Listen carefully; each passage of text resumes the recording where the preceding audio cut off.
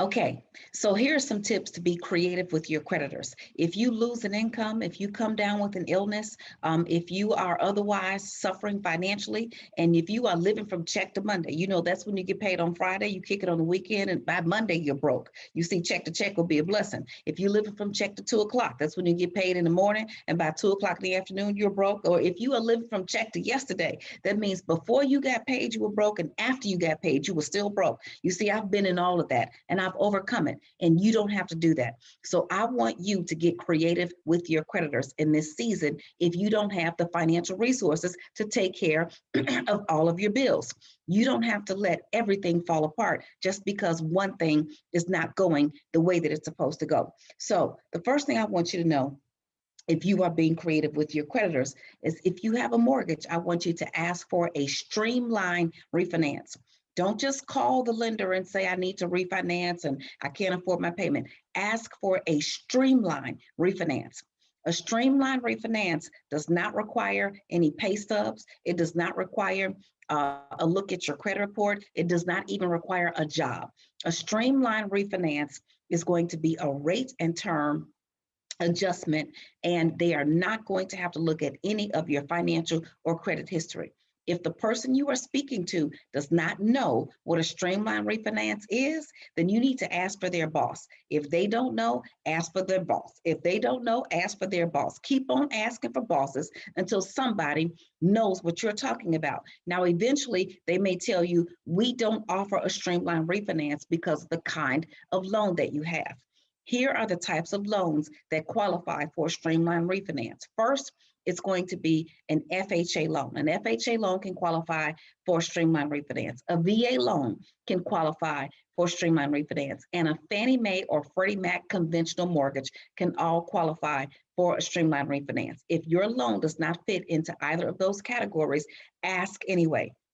And if you still have trouble, join the Homebuyers Club at asklyn.org so we can give you a mortgage approval plan to help you get in position to refinance, to either tap into your equity, to take care of something that is critical, or get the rate and term repositioning that you need to save a little bit of money and pay off your mortgage. The next thing I want you to understand is we are facing a time when credit lines might be significantly impacted. So if you've got a lump sum of money and you are thinking you're just going to pay your credit line completely down and then go back and use it again if you need it, don't believe the hype. Because when credit guidelines get strict, if you make a significant payment on that credit line, then they may reduce your credit line to the limit that you just paid it down to. So let's say, for example, you have a $10,000 credit line and you're not using it, okay, but you just say, I'm going to pay it down.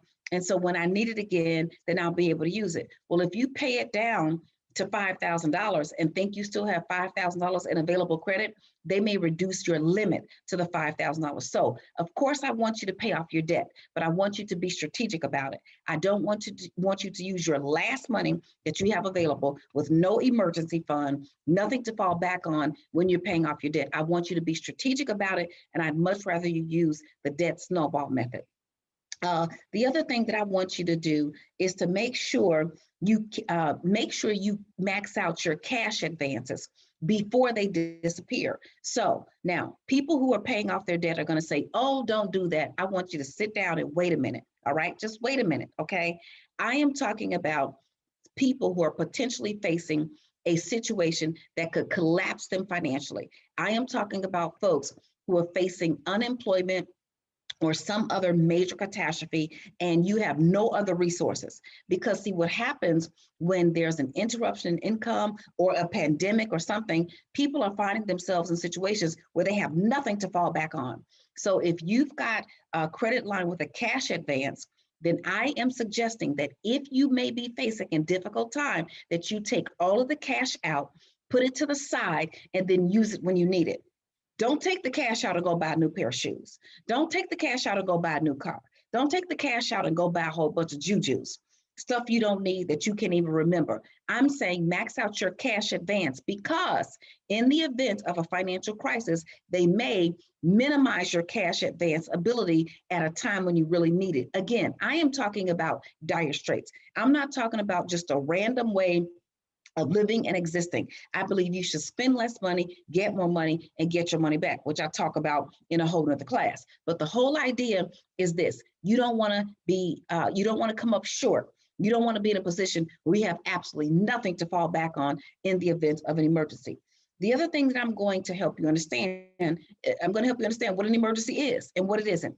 An emergency is not paying your child's college tuition. They can go to the free school. In my household, school is free. If you get A's, you go to school for free. If you get C's, you go to the free school.